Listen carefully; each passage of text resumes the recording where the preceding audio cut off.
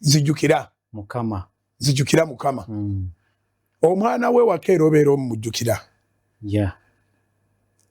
asobola okutuula ku lujjuliro ne banne naye taata nga taata ebiseera biri ebyedda wabeerangawo ekiyitibwa olujjuliro taata yatuulanga distant somehow ku lujjuliro yeesuulangako akabanga naye mu ddiiro lyerimu naye mu ddiiro eryo aba n'akameeza ke buli kimu ekikye bakimugabulira wali naye taata baalina enkolagano gye baali bazimba n'abaana nti asobola obbagabira ku nva ze okubeetoolola paka lwali bamalayo era baabeeranga beegendereza ne bakibalansinga olulala asobola obutabawaako era teweemulugunya naye munda mwenna nga bwe muli awo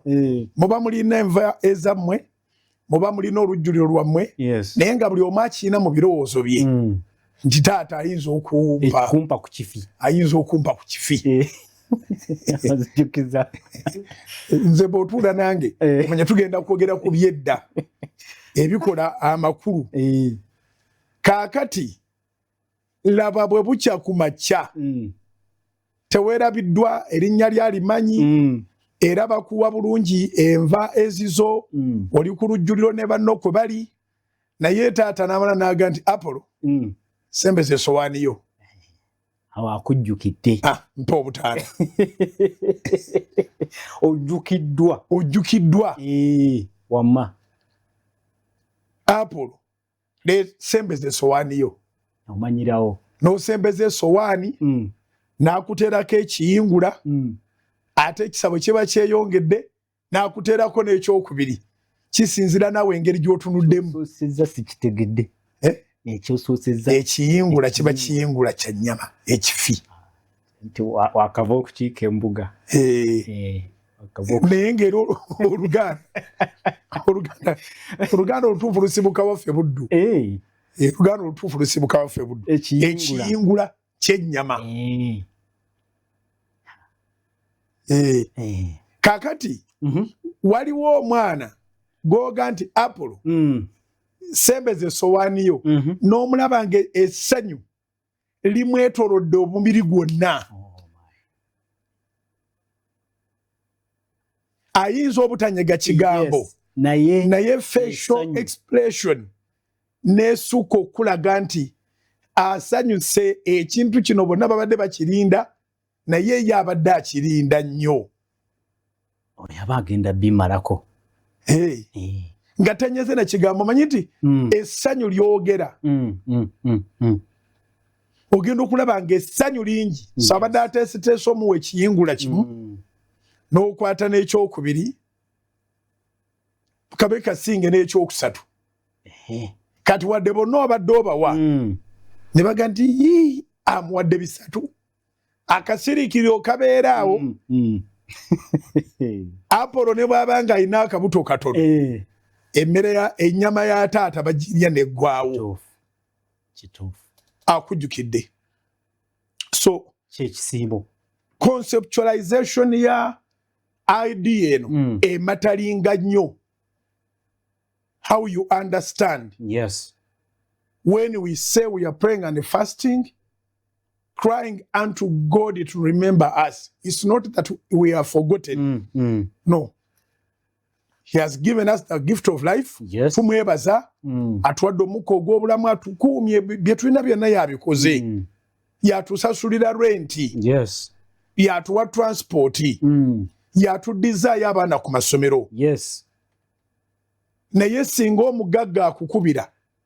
n'akugamba nti nkuweereza konteyina 2 ate ne ssente z'emisolo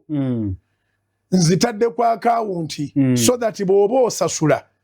onsasulire wamu ssente za konteyina zino nakirowoozezza nga n'emisolo tojja kuba nagyo ngiweereza ne bw'oba nga akategeera Katonda kaakugwamu toyinza gamba nti sitaani akuwadde Katonda aba akujjukidde buli ngeri era bw'oba olina omukyala bw'oba olina mukwano gwo osobola omuga nti Mukama anzijukidde daaki ko kamanyi kyaddaaki kyemanyi omanyi kyaddaaki tuli ku daaki daaki kiyize kati omuchina nanga nkubidde nangamba mpereza container 3 nangamba neze emisolo azimpereza kwa account omanyi Katonda bwakola akolera ddala ewaffe eri Masaka balina ekigambo kye bakozesanga sikyagalira ddala era sirikikozesa naye nga baga nti Katonda agabanga mulalu tukiwulirangako nakiwuliranga Katonda agabanga mulalu kati omulalu bw'aba akuwa okujjako ng'eri akulabudde oba eri yakulabye kyobalaba endagaano bwe ziba zikolebwa endagaano yonna okubeera valid eteekwa okuba nga estatinga state y'omuntu akoze endagaano mental state y'omuntu akoze endagaano kituufu era bwe biba nga bikyuse nga no waliwo eyeemulugunya nti endagaano yakolebwa oba oliawo mu bukyamu bannamateeka baddayo ne bakebera yali wa myaka emeka yali mu sound mind ki yali wa myaka emeka ne yagikola yali mu sound mind yalina sound mind kyova wandiika nti nze amanya n'ogassaako emyaka gyo mental state era nga ndi mulamu ntegeera bulungi mu by'obulwadde ndi mulamu ate mu by'obwongo ntegeera bulungi mpaddeyo oba nguzizza kituufu mpaddeyo oba nguzizza endagaano n'eryoka efuna omuzinzi omuzinzi gw'ogutegedde funa legitimacy oba obuzito wiiti legitimacy ekibadde kituufu nakyo ebeera authentic kyova toyagala kukozesa kigambo nti Katonda awanga mulalu saagala kikozesa kubanga Katonda si mulalu naye bwagaba ate tamanyi balalu kituufu nabakikozesa nabo tebakikozesa mutima mubi babeera overwhelmed kibayitirirako kibasukkako bw'aba akuwadde ebbanga ly'obadde okaabira lyonna alikwerabiza omulundi ogwo wangi ebbanga ly'okaabidde lyonna fayiro zonna embi ezibadde ku bulamu bwo